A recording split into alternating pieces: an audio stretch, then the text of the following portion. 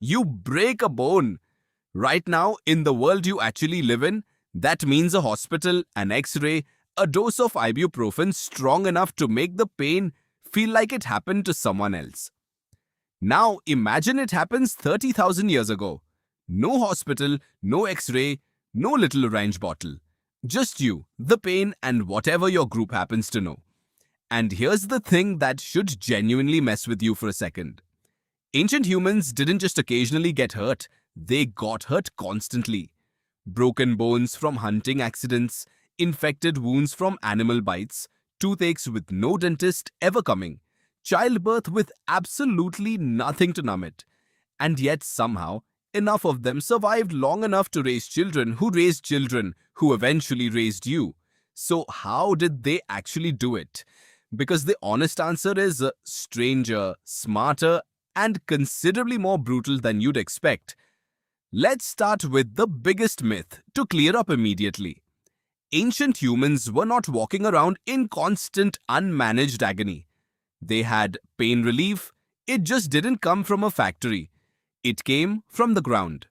Willow bark, for example, contains a compound called salicin, which your body converts into something remarkably close to modern aspirin.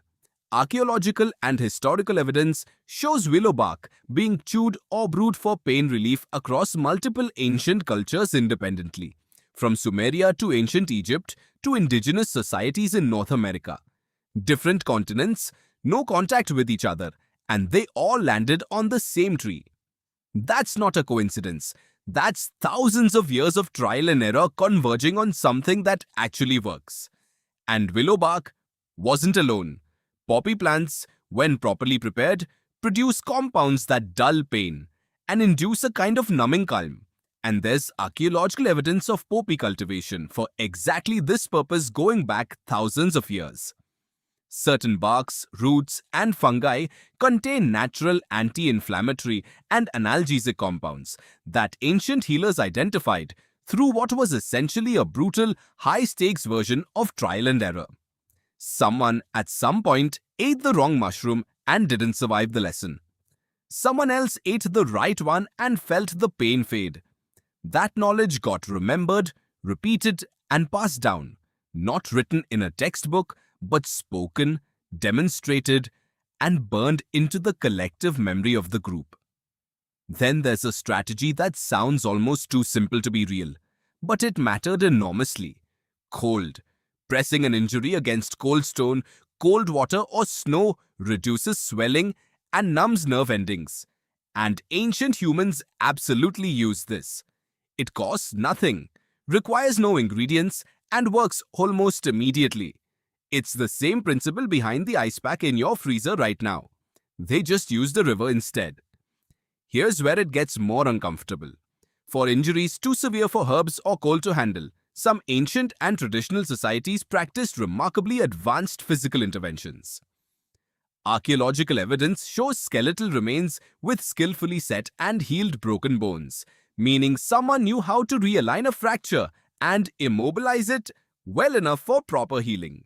Some cultures even performed trepanation, deliberately drilling or scraping a hole into the skull, and skeletal evidence shows many patients survived the procedure, sometimes more than once. We don't fully know why they did it in every case, but some theories suggest it was used to relieve pressure from head injuries. It sounds terrifying, and it absolutely was. But the survival rates prove something important. They understood far more about the body than we tend to give them credit for. And then there's the part almost nobody talks about, which might be the most important pain management tool ancient humans had: each other. Chronic pain and injury in a group setting weren't faced alone. Companionship, distraction, physical touch, and social support are now scientifically proven to reduce the subjective experience of pain by activating the body's own natural painkillers, endorphins and oxytocin. Ancient humans didn't know the neuroscience. They just knew that being held, being sung to, being surrounded by people who cared, made suffering more bearable. Modern hospitals are only now rediscovering how much that mattered. So how did ancient humans survive without painkillers? The truthful answer is that they weren't without them. They just found their pharmacy in tree bark instead of a pharmacy aisle, and their anesthesia in each other instead of a syringe. It wasn't perfect. People suffered and people died from things we can now easily treat. But the knowledge they built, tested against their own bodies over thousands of years, quietly laid the groundwork for the medicine you rely on today. Next time you reach for a painkiller without thinking twice, remember that someone, somewhere, a very long time ago had to figure that out the hard way first.